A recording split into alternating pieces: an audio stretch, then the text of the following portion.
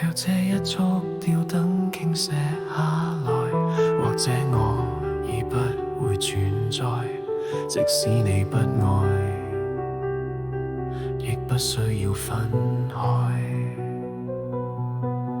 若這一刻我竟嚴重痴呆，根本不需要被愛，永遠在床上發夢，餘生都不會再悲哀。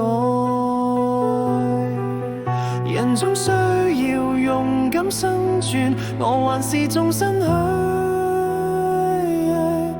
例如學會承受失戀。